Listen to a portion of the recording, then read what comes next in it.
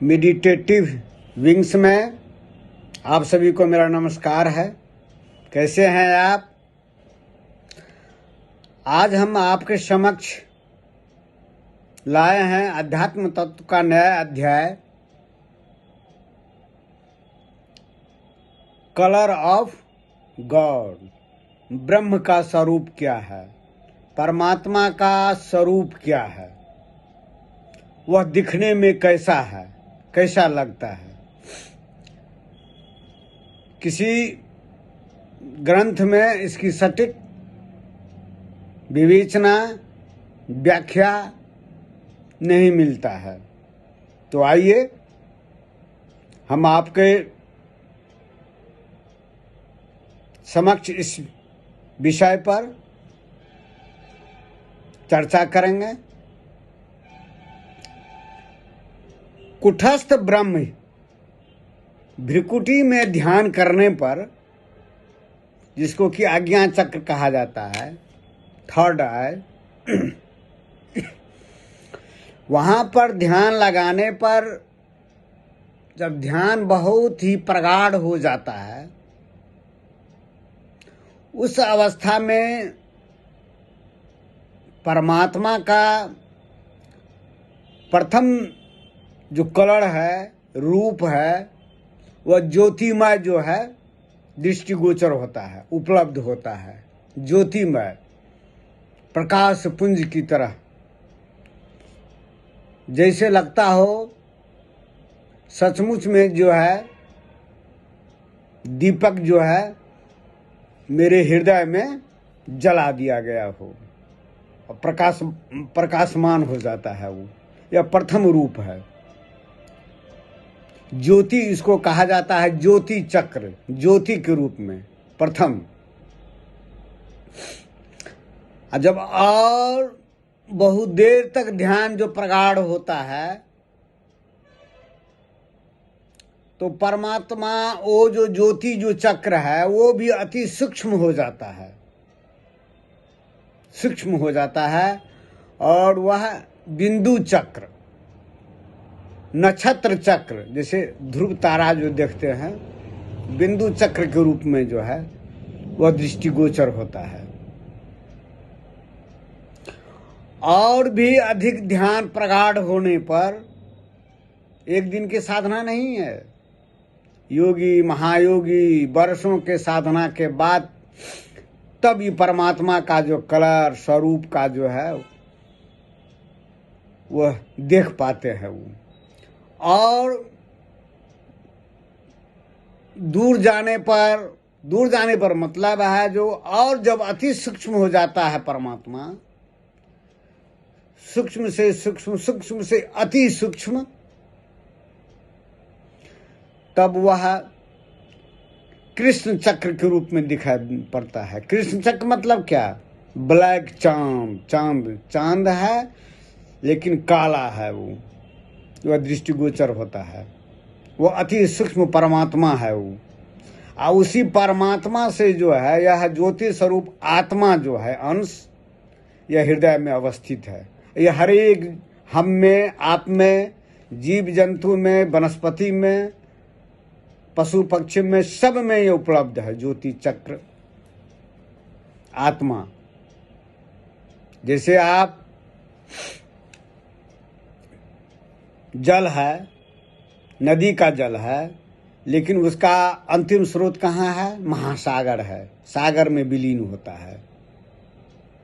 तो लेकिन वह पानी ही है, जल ही है, लेकिन गुण वही है जो सागर का, जो पानी का गुण है, लेकिन उसका छोटा सा रूप है। बृहत रूप सागर है। उसी ढंग से परमात्मा का जो है बृहत रूप जो सर्वव्यापी है, सर्वत्र है, अनंत है, वह जो है ब्लैक चांद के रूप में है, काला चांद। वहां तक भी सबकी पैठ नहीं है, सब नहीं जा सकते हैं।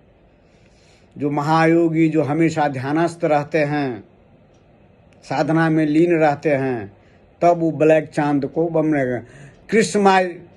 कृष्ण चक्र को देख पाते हैं।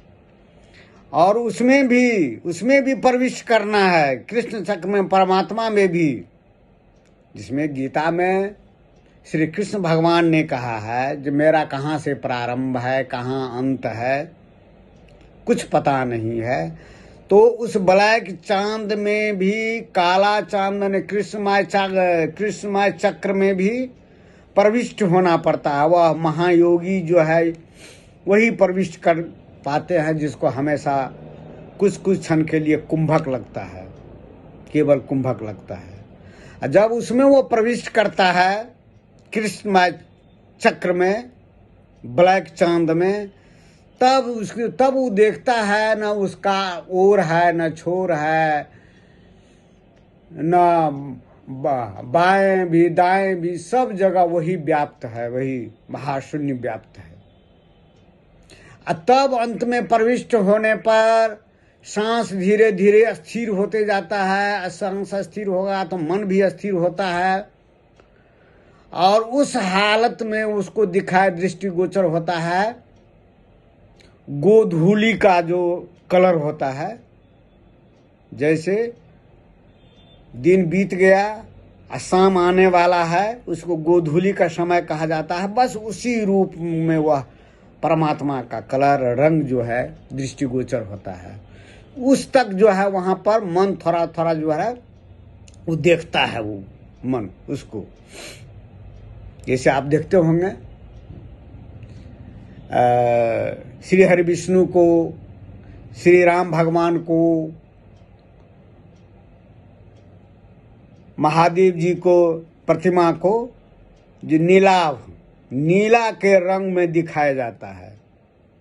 तो बस उसी गोधूली के टाइम का जो कलर होता है, बस वही जो है अति सूक्ष्म जो है परमात्मा का कलर है, जो सर्वव्यापी है, सर्वज्ञ है, सर्वशक्तिमान है, जिससे सारा संसार, सारी सृष्टि, ग्रह, नक्षत्र, पंच महाभूत, पंच प्राण, पंच ज्ञान इंद्रिय, पंच कर्म इंद्रिय का विषय, रूप, रस, गंध, स्पर्श, शब्द, तमः, रजा, सत्व, सब उसी से निश्चित होता है, वो उसी से। और उस अवस्था में देर तक रहने पर जो है सांस थम जाता है। सांस थमने पर मन भी थम जाता है। तब वहाँ पर मन तो नहीं रहता है, तो कौन किसको देखेगा? मन ही देखता है। जब मन ही नहीं है, मन ही विलीन हो गया उस परमात्मा में, तो कौन देखेगा, किसको देखेगा? बुद्धि भी नहीं रहती है, क्या निर्णय करेगा? उस टाइम में साधक किस अवस्था में था, कैसे था, नहीं समझ पाता है। उसी को केवल कुंभक होता है, वही निर्विकल्प समाधि है। वहाँ पर मन नहीं रहता है तो संकल्प विकल्प नहीं होता है, वही निर्विकल्प समाधि है आपका। तो यही परमात्मा का स्वरूप है, परमात्मा का कलर है। जो प्रथम रूप होता है ज्योति चक्र, उसके बाद अति सूक्ष्म होता है तो नक्षत्र चक्र, बिंदु के समान। उसके बाद थर्ड स्टेज है अति सूक्ष्म जो होता है, जो सर्वज्ञ है, सर्वव्यापी है, वह ब्लैक चांद। और उस ब्लैक चांद में भी प्रवेश करना पड़ता है साधक को। बहुत ही अति दुर्लभ स्थिति है, सबकी वहाँ पर जो है अगम्य स्थान है। योगी के अलावा कोई उसमें प्रवेश नहीं कर सकता है। तब जो है वह अंतिम में जो है उसका रूप आता है गोधूली के टाइम का। जैसे संध्या बीत रहा है, दिन बीत रहा है और संध्या का आगमन है गोधूली का। उसी ढंग से भोर के जैसा संध्या, रात बीत गई और दिन आने वाला है। जो घड़ी होता है, बस वही कलर है जो है ब्रह्म परमात्मा का, जो सर्वव्यापी है, सर्वज्ञ है, सर्वशक्तिमान है। और सभी में वही है, ब्रह्मा, विष्णु, महेश, जगधात्री, काली, दुर्गा, सभी देवी देवताओं में वही है। वही जो है सभी जो है महादेव जी भी, श्री हरि विष्णु भी योग निद्रा में, महादेव जी भी अपने समाधि में, उसी चक्र, उसी जो है परमात्मा का जो है ध्यान करते हैं, अपने स्वरूप में स्थित होकर के ध्यानस्थ होते हैं। तो मैंने आज अध्यात्म तत्व का बहुत ही गुरु रहस्य से मैंने आपको अवगत कराया। तो आज इतना ही, फिर दूसरे दिन हम नया अध्याय लेकर के आएंगे। तब तक नमस्कार, धन्यवाद।